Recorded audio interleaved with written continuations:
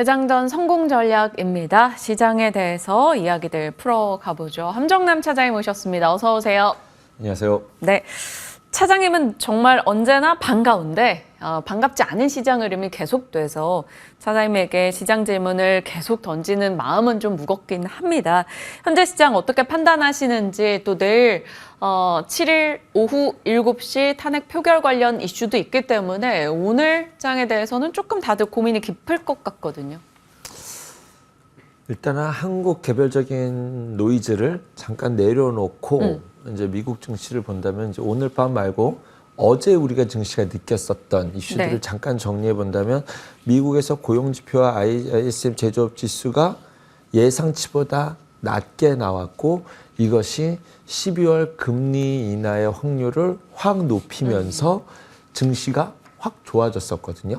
이 전에 석 달의 흐름을 과거로 돌아가서 생각해 보면 고용 지표가 꺾어질 때 증시가 하락했었어요. 그런데 지금은 증시가 꺾일 때 금리 인하가 될 가능성을 호재로 받아들이고 있는 시장이거든요. 이것이 아직은 과도기적인 시점이 있지만 지금까지는 실적 장세에서 유동성 장세로 바뀌어가는, 지금까지는 실적이 좋았어야 되고 고용 지표가 좋았어야 되는 데이터를 원하면서 장이 미국 증시가 올라왔었는데 지금부터는 이것이 꺾이더라도 금리 인하라는 것의 시계열이 빨라질 거야라는 기대감, 즉 실적 장세에서 유동성 장세, 유동성 장세의 끝은 버블이 나오기 때문에 더욱더 이제 버블론이 섞여 있는 강세장으로 가는데, 그 장에 그런 것을 전제로 보는 시작점에서 증시는 유동성 장세고 버블은 아마 가상화폐 쪽으로 가져가게 되지 않을까라는 생각이 듭니다. 그래서 아마 가격의 변동성은 비슷하게 같이 가져갈 것이고 변동성은 암호화폐 시장이 더 크지 않을까라는 것을 전제로 미국 시장은 유동성에 빗대서 지수를 해석해 볼 수 있는, 만약에 유동성 장세가 늦춰질 정도로 미국의 매크로가 좋게 나온다고 한다면 이것이 올라가는 상승 속도에 대해서 브레이크를 밟을 이슈이긴 하지만 이것이 지수가 꺾여 부러질 이슈는 아니잖아요. 경제지표가 좋다는데. 네.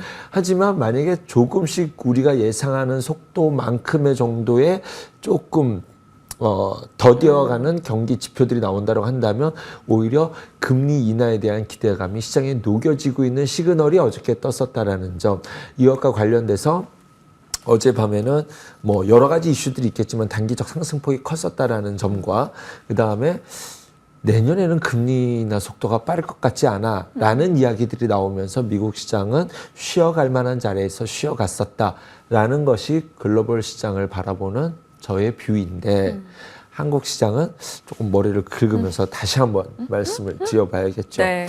시장이 불안할 때는 환율부터 보는 것이 1번일 것 같습니다. 지금 미국 증시 보는 거 우리 증시에 별 중요하지 않아요.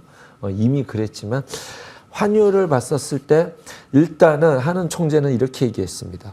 추가적인 충격이 없다면 환율은 천천히 내려갈 것으로 예상이 된다. 그만큼 당국에서 방어도 적극적으로 하고 있다라는 점과 금리의 방향성은, 한국은행에서 바라보는 금리의 방향성은 경기 데이터 매크로를 보고 판단해야 되는데 아직까지는 이것의 변화의 포인트는 찾아내지 못했고 내년 상반기 때 보고 다시 판단해 보겠는데, 특히 이번에 불거진 한국의 리스크는 온전히 예를 들어서 비상계엄이라는 것이 국민들의 반발을, 경제가 너무 힘들어서 이대로는 못 먹고 살겠다라는 것을 등에 업은 정치적인 리스크였다라고 한다면 굉장히 복잡한 시나리오일 수 있었을 텐데 이번에 비상계엄과 관련된 한국의 노이즈는 순수 정치 이슈이기 때문에 아직까지는 금리의 방향성에 변화를 주지 않겠다. 일부 외신, 일부 시각에서는 지금 이 시장은 한국 시장 터질 거 다 터졌다. 오히려 이때를 기회로 보자라는 이야기는 저도 은근히 노골적으로 말씀드리기는 어렵겠지만 차라리 맞을 때 다 맞고 새로 시작하자라는 분위기 속에서 이러한 외신 기사 보도들도 본 적이 있습니다. 나오고 있거든요. 그래서 너무 비관적이라고 생각하시지만은 마시고, 과거에 우리는 탄핵도 경험해보지 않았습니까? 박근혜 전 대통령의 탄핵 정국 시에도 그 지수가 그 이후에는 오히려 악재 해소로 이제는 뭐라도 바뀌겠지라는 기대감들이 좀 우리 증시에도 이러한 이야기들이 나올 수 있을 법한 극단의 위치에는 있다라는 점. 문제는 외국인의 수급이 조금 들어올 법했던 자리에서 조금 뒤로 미쳐지고 있는 네. 것이 좀 안타깝긴 하지만 어쨌든 지수 방향성에 큰 역할을 하는 삼성전자가 더 쓸려 내려가지 않고 모든 악재는 다 나왔어라는 뭐 HBM의 중국에 대한 규제라든가 한국 정치적 리스크를 안고서라도 일단은 나올 악재들은 다 나왔어라는 주가 흐름이 어쨌든 이틀 동안 등장했다라는 것은 우리가 냉정하게 보고 판단해야 될 부분이지 않을까 생각해 봅니다. 맞을 매를 다 맞았다라는 점에서 이제 회복할 수 있는 힘이 어디서 나올 것인가에 대한 고민도 함께 해야 되는 시점입니다. 물론 맞은 매로 인해 든 멍들이 아프긴 하나 멍은 또 지워지지 않겠습니까? 주요 증권사 센터장들의 긴급 진단 내용도 보면 조정이 그리 길진 않을 것이다라는 시각들도 다수 있기 때문에, 그리고 애석하게도 우리는 탄핵을 겪어봤었기 때문에 그 이유에 대해서도 경우의 수를 여러 가지 고민이 가능했습니다.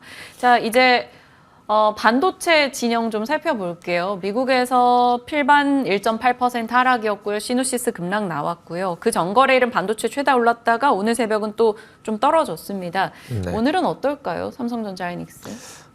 필라델피아 반도체가 1.8% 조정, 뭐 작지는 않지만 그동안 올라왔던 거 보면은 뭐 쉬어갈 수 있을 만한 자리이다, 라는 생각은 듭니다.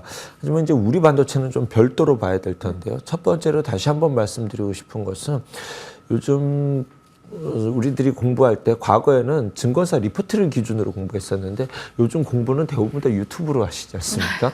그런 기준에서 봤었을 때 유튜브를 제작하는 사람 입장에서는 썸네일이 굉장히 중요해요. 맞아요. 그런 관점에서 이번에 미국의 중국 반도체 규제에 대해서, HBM 규제에 대해서 저는 생각보다 덜하고 이 정도라면 이미 알고 있던 내용인데 라고 생각을 했는데, 이것에 대한 해석들을, 그 뒤에 해석들을 보니 극악무도한 해석들이 나와서 너무 자극적으로 시장을 비관적으로 보고 있지 않나라는 생각이 듭니다. 다시 한번 말씀드리지만 한국이 반도체를 더 이상 중국에다 갖다 팔 수 없다라는 것은 이것이 확정된 거잖아요.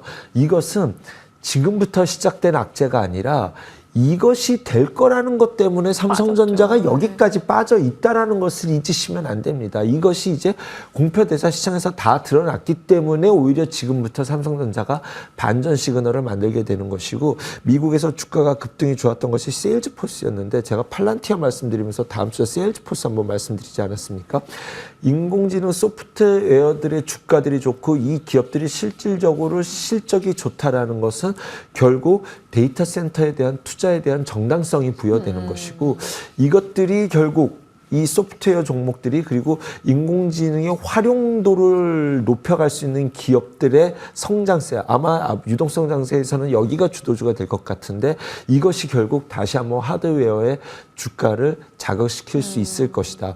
엔비디아의 속도가 이런 소프트웨어 반등 속도보다 더 빠르게 여전히 대장할 것이다. 이 부분은 잘 모르겠습니다만, 삼성전자의 위치에서 본다라고 한다면 어쨌든 메모리 반도체는 마이크론, 필요해요. 삼성전자, 하이닉스인데, 그죠?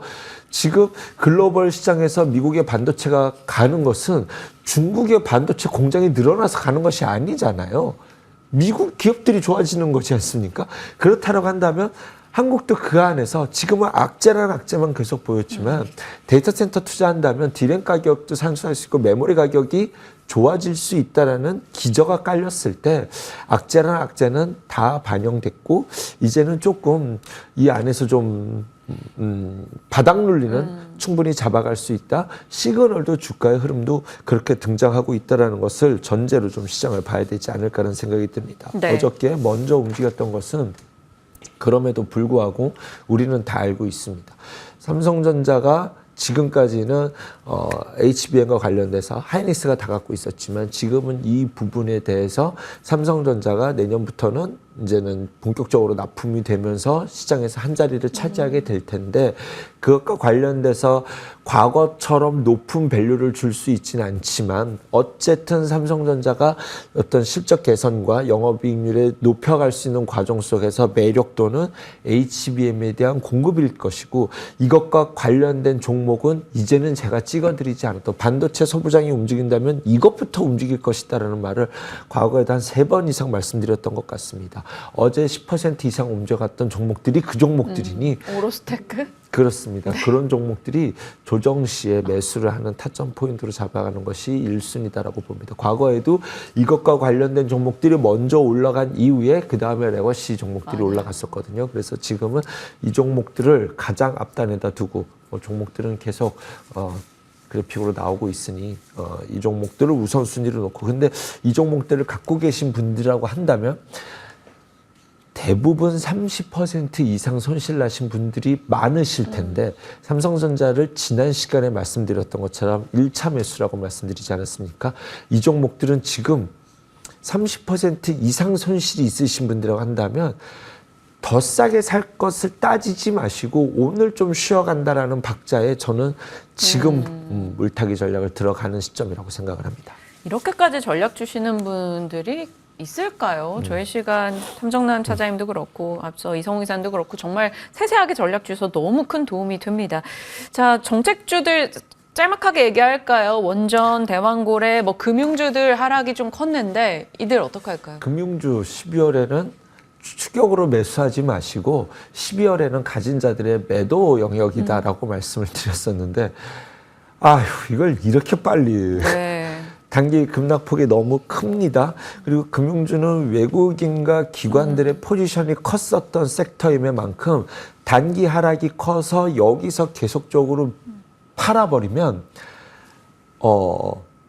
그동안 여기까지 끌고 올라왔던 것 대비 너무 실용도가 효율성이 떨어지는 영역이 진입했다라고 할 만큼 단기 하락폭이 커서 한번 반등은 주게 되지 않을까라는 생각이 듭니다. 한번 반등 시 조금 이익 실현의 매물이 나오는 것이 정상적으로 해석되는 구간이지 않을까라는 생각이 들고요. 원전은 진짜 아쉽습니다. 원전은 아쉬워요.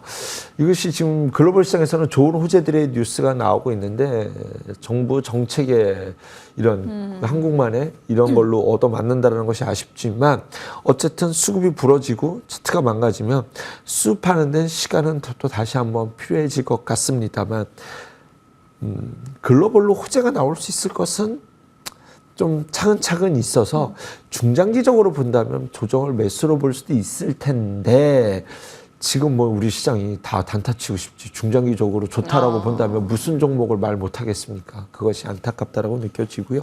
대왕거래와 관련돼서 이런 이슈는 아마 지금 이쪽이 망가지면서 원전도 마찬가지입니다. 원전 대왕거래는 이쪽이 망가지면서 정치 관련된 정치 인물 관련된들이 급등을 하지 않았습니까? 이것은 아마 시속 게임을 하게 되지 않을까라는 생각이 듭니다. 그래서 뭐 앞으로 뭐 뉴스들에 따라서 해석이 되면은 우르르 갖고 막 이럴 거지 않습니까? 그래서 아마 그런 시속 게임을 하게 돼서 이쪽이 무너질 때 이쪽에 뭐 기술적으로 올라오는 이런 시속 게임의 영역에 들어갔다라고 말씀드리겠습니다. 네. 어느 정도 이 시소를 염두에 두고 살펴주셨고 노브랜드 AS 짤막하게 하고 오늘 종목으로 곧장 가겠습니다. 노브랜드 어제 흐름 괜찮았죠? 네. 기업 내용 좋습니다. 리포트 내용도 좋았고 미국 매출 비중이 75%인데 지금 불황형 경기 때 좋아질 수 있는 미국 경기 호황인데 뭔 소리냐. 미국도 빈부의 극차가 심해서 지금 어떤 불황형 경기에서 어떤 성장해 나갈 수 있는 그림 갭이라는 브랜드에다 납품하고 있는 기업인데요. 어쨌든 이것과 관련돼서 차근차근 실적도 안정적으로 올라가고 있고 미국 향에서도 계속 좋아질 것으로 보이는데 지금까지는 중저가 브랜드였는데 앞으로 프리미엄 브랜드에도 앞으로 진입을 할 예정이야 라는 것이 기본적으로 이 주가가 바닥을 찍고 터낼 수 있었던 베이스였고 어제의 주가 흐름은 무증을 발표했어요. 그래서 단기적으로 재료 소멸로 보이면서 음봉이 출현을 했습니다. 했습니다. 하지만 무중이라는 것은 기본적으로 나쁜 소식은 아니다라는 점, 단기 매물을 받고 턴도 할 수 있겠다. 아직 추세는 살아있다라는 것을 전제로 뭐 급한 매수는 아니겠지만 조금 추세를 갖고 지속적으로 관심을 가져가 볼 수 있을 만한 종목이라는 것은 다시 한번 말씀드리겠습니다. 자, 12월 4일에 말씀드렸던 종목 단기 상승률 높게 나왔고요. 말씀 주신 내용 참고하시죠. 오늘 종목이 두 개인데 산일전기와 토모큐브입니다. 저희 토모큐브가 조금 비상인 게 저희 시간에 김경준 부장님이 토모큐브를 2번 얘기했는데 목표가 5만 원이었어요. 근데 함 차장님까지 얘기 주시니까 갑자기 저희 시간이 그래요? 이 종목에 대한 책임감이 좀 생겨서 산일전기는 짧게 말씀드리겠습니다. 뭐 데이터 센터에서 전력망 들어가지 않습니까? 후발주자로서 근데 신규 성장주라는 것이 이제 조금 부담스럽긴 한데 뭐 어쨌든 그 안에서 후발주자로서 관심을 갖고 지켜보고 있다. 지지라인 어떻게 보면 손절 라인일 수도 있겠죠. 55,400원 말씀드리겠고요. 그분이 그렇게 말씀드렸으면 제가 뭐 짧게 말씀드려도 되겠네요. 세포 분석할 때 형광염색을 해가지고 세포를 분석하는데 그러면은 세포가 다치고 죽기도 해요. 그러면 이제 이것을 그대로 띄어서 3D로 보는 거 있잖아요. 여러분 아이언맨 보시면 그 아이언맨이 이렇게 하면서 싹 하면은 이렇게 쫙 3D로 보지 않습니까? 그래서 굉장히 현실적으로 그 다음에 뭐 동물 실험할 때 이러한 것들을 이쪽에서 하면은 굉장히 효율성을 갖고 할 수 있다. 즉 인공지능과 뭐 그런 키워드와 그다음에 새로운 뭐 바이오 의료기기 장비 이러한 것들이 키워드 매력적인 키워드를 지금도 미국도 바이오는 변동성이 큰데 의료기기 쪽은 아직까지 추세를 지켜내가고 있거든요. 그래서 그것과 관련돼서 상당히 매력적인 기술력을 전 세계에서 토모큐브랑 스위스 나노라이브사 두 그룹만 갖고 있거든요. 그런데 굳이 이제 리포트니까 그렇겠지만 제가 깊이 막 해외 시장 가서 연구한 건 아니니까. 근데 보고서 리포트로만 보면 경쟁력이 스위스사보다도 좀 매력이 있어 보인다라는 것까지 본다라고 한다면 시장은 언제나 신선한 종목을 찾아간다라는 점을 염두에 두었을 때 좀 이 자리에선 관심을 갖고 지켜볼 만하다. 그래서 손절 라인은 12,400원 단기 지지 라인으로 말씀드리도록 하겠습니다. 네, 함정남 차장님 산일전기 토모큐브 얘기 주셨고 함 차장님은 토모큐브 12,400원 지지라인 얘기 주셨는데 김경준 부장님은 손절가 없이 목표가 5만 원이었습니다. 굉장히 강경했기 때문에 물론 이거는 장기로 모아가는 종목 의견이었지만 네, 굉장히 셌죠. 자, 이 두 종목도 기억하면서 저희도 추적해서 AS 하겠습니다. 함정남 차장과 함께했네요. 고맙습니다. 감사합니다.